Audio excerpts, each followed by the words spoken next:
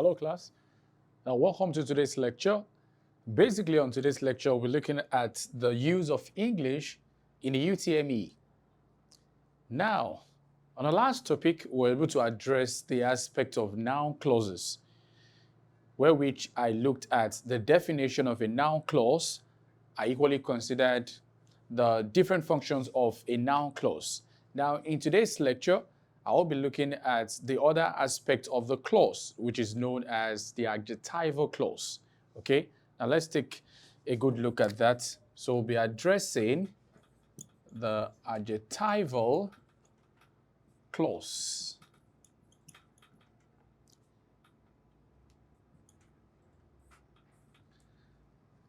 Now, looking at the word adjectival clause, what that simply means is it is actually an expression that is obtained from the word adjective, which means that the same function that an adjective performs as a part of speech is also reflected in adjectival clause.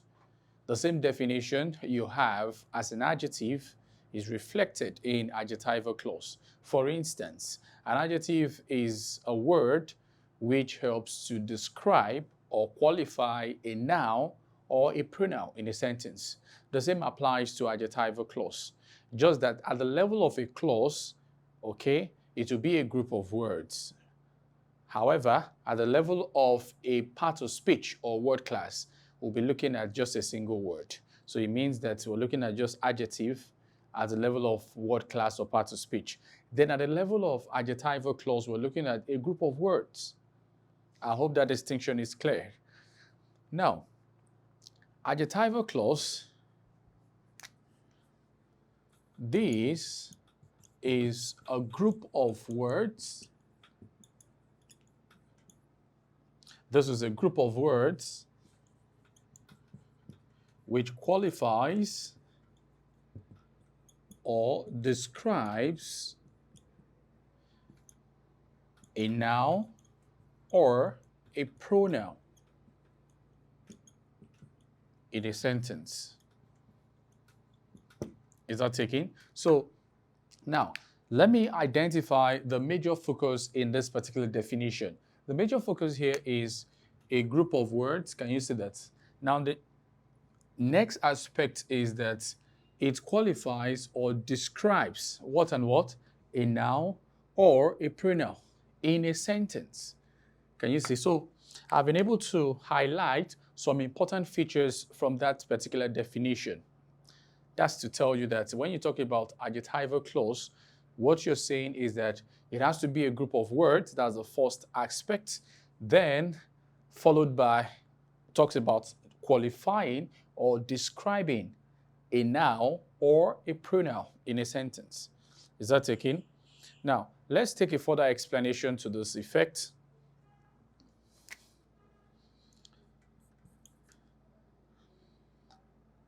The function of an adjective, is the same function of an adjectival clause, which means that they perform the same function. Why an adjective qualifies or describes a noun or a pronoun, an adjectival clause does the same, which means it equally qualifies a noun or a pronoun in a sentence. So take a look at that particular explanation. Now, let me also bring to your notice that an adjectival clause can equally be known as a relative clause, which means if you can't call it an adjectival clause, you can as well call it a relative clause.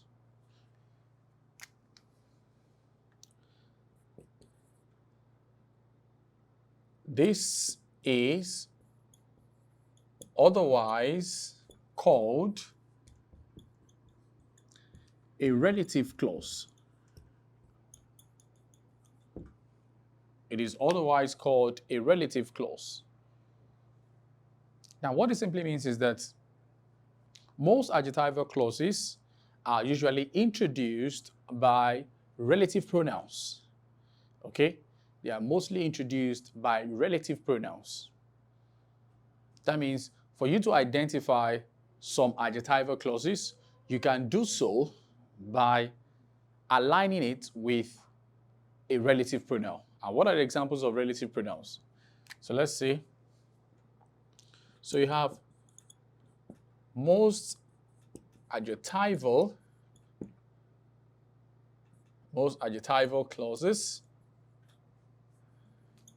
are usually introduced by relative pronouns. Examples are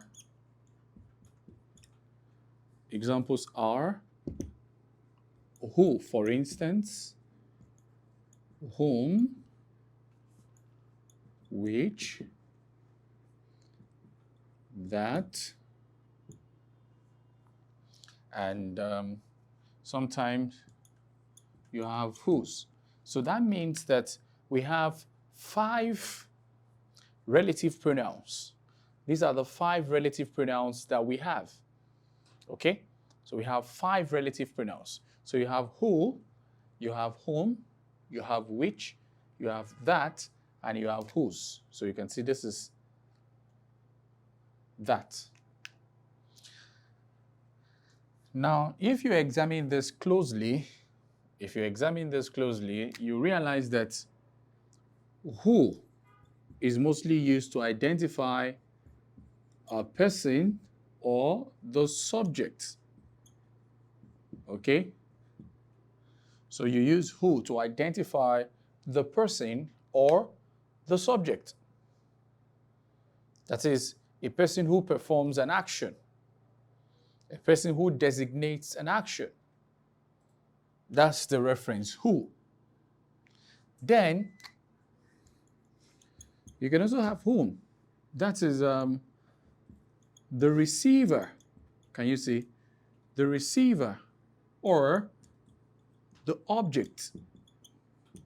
The receiver or the object. So, when you make reference to whom, you're basically talking about the person who receives the action of the verb. That's whom. Now, you have which. So for which, it is mostly used for non-living things. For non-living things. All right? That's the basic reference for non-living things. That is, you can say it is minus animate. So, of course, the syntactic attribute of whose is to indicate minus animate. Animate refers to, of course, living things, basically. So when you have minus animate, you're saying non-living things. Is it actually a syntactic quality to show that something is non-living? So you don't use which to describe either a person, okay, or an animal. You basically use which to describe a non-living thing or possibly an abstract idea. Now let's look at the next aspect. You can use this for both. You can use this for both living and non-living.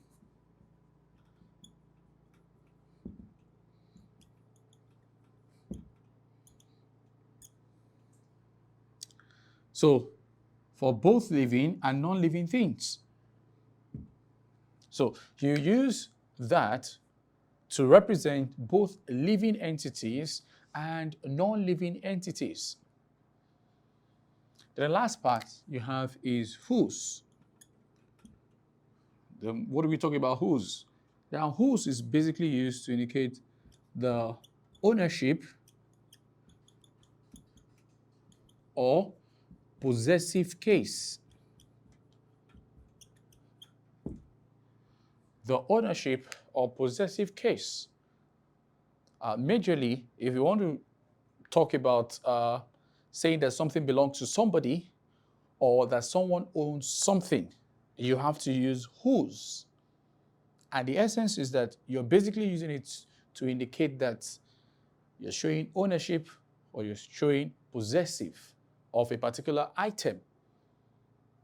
So take a good look at the basic relative pronouns that are always used to introduce a relative clause or an adjectival clause.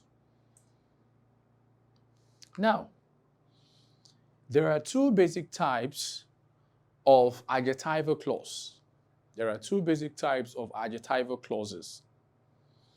The first aspect is majorly referred to as the defining or restrictive relative clause. Okay? While the second aspect is known as the non-defining or non-restrictive relative clause. So there are two basic aspects of it. The restrictive or defining relative clause is straightforward. It doesn't give an additional information. It passes the message straight away.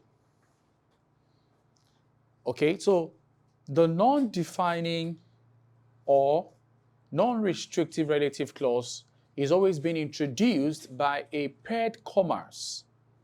The essence is it helps to give an additional information. It helps to further explain an item. That's the essence. So let's examine this.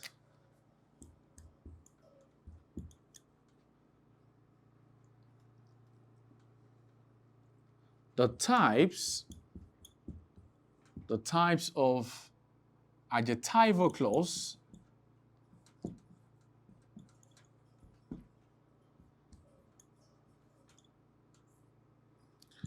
so you have the first aspect known as the restrictive or defining relative clause. The restrictive or defining relative clause. Then two, the non-restrictive or non-defining relative clause.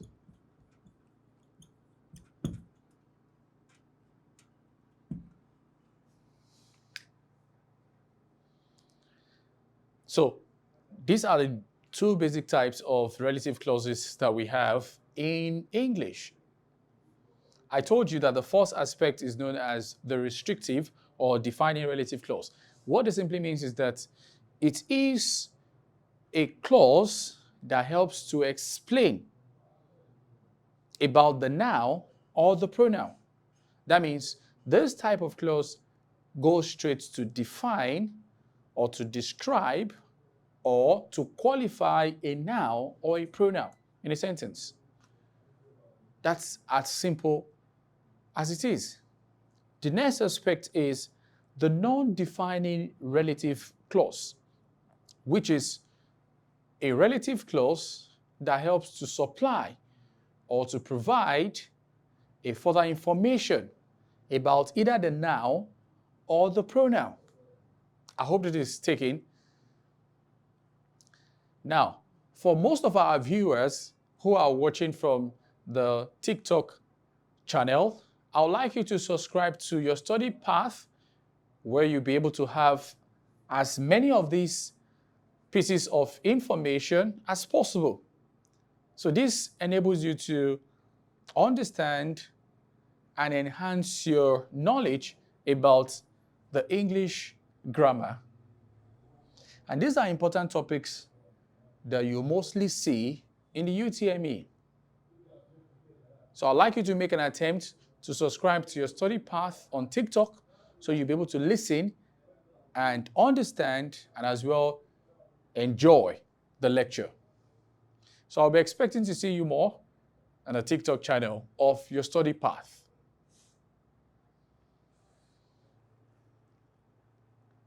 Now we're going to take exercises based on what I've explained so much. So you can see the definition, and as well, you can see how you can combine to form a relative clause. Also, I've given you the two types of the relative clause. So with this information in hand, I believe you could solve questions relating to the aspect of adjectival clauses. Now, there's a simple approach there.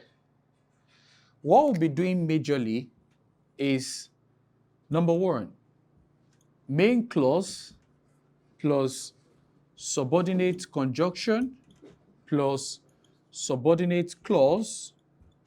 Okay? What would that form? That would basically form adjectival clause. That will form adjectival clause. And in terms of function, okay, it must qualify, that is, it qualifies the noun. Sometimes it can be the noun phrase or the pronoun. Or the pronoun.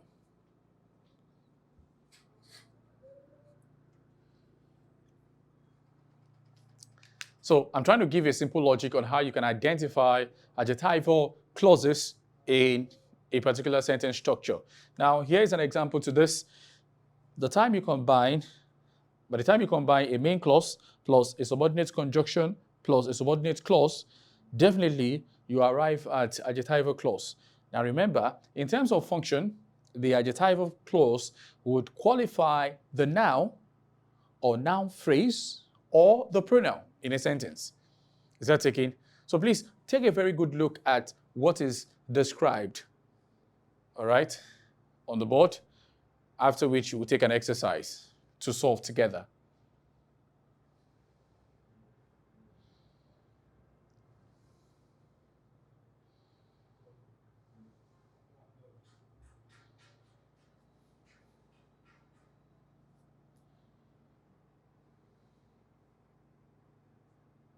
So take a look at it. I believe you should have this in your notebook. You have this in your notebook, basically. You have this in your notebook.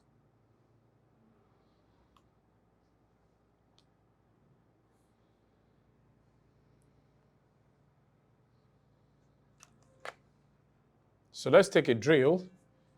I'm going to be using the middle part of the board.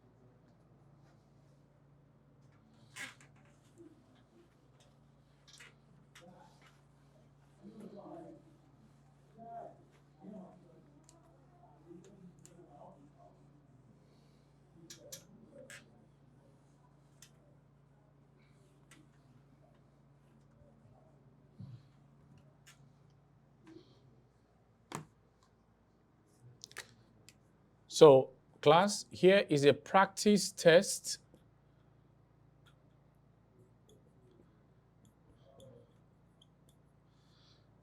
Now, this is a practice test. Okay, so what are you supposed to do? This is the tags. This is what I would need you to apply. The first one, what are you supposed to do?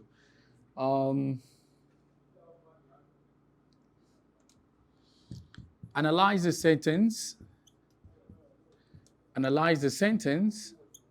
That's the first thing to do. I need you to analyze the sentence. I'm stating the tags. Then 2, to identify the main clause. I need you to also do that. C, identify the subordinate clause.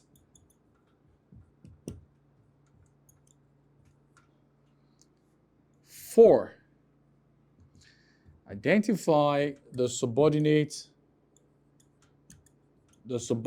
conjunction.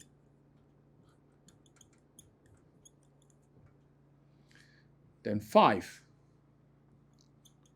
what is the grammatical name?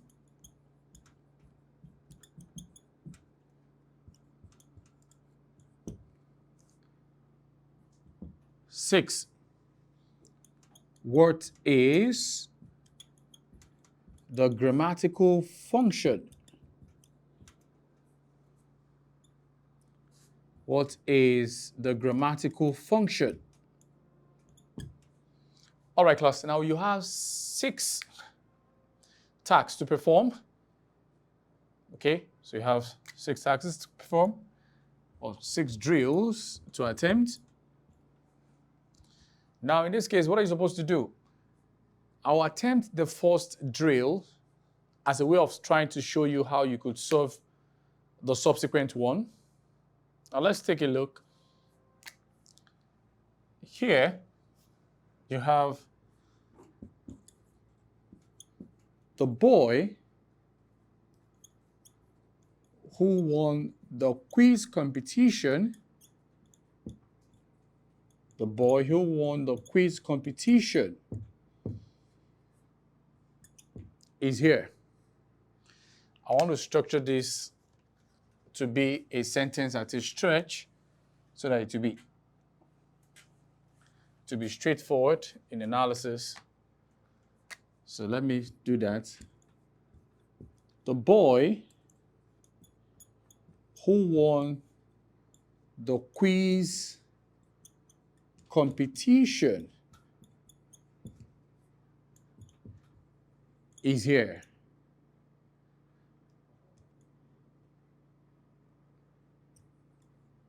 All right. So yes, I've been able to do that. So it is at a stretch now. So you have this particular sentence, the boy who won the quiz competition is here. Now you have 6 drills to do, which is what? I need you to analyze the sentence. That's the first thing to do. Secondly, identify the main clause, then identify the subordinate clause, the subordinate conjunction, what is the grammatical name, then what is the grammatical function. 6 of that. Now let's take a look at this. I'm going to attempt this, after which I'll give you a subsequent one to do. Now, how do I analyze this? Here you have, what is who? Who is a relative pronoun, okay? So RP for short, that's relative pronoun. Then, remember this, you have who won the quiz competition. What's that? That is a subordinate clause. I remember I told you that a subordinate clause refers to a group of words that does not have a coherent or a complete meaning. Now look at this, for instance. If I walk up to you and I tell you, who won the quiz competition? Obviously, you'll be looking at me. That does not have a coherent meaning. But take a look at the boy is here. Can you say that? The boy is here. What's that? That is a main clause. The boy is here. That is a main clause. Now imagine if I walk up to you and I tell you the boy is here. Obviously, that's to a large extent gives a comprehensive meaning. So what have I been able to do?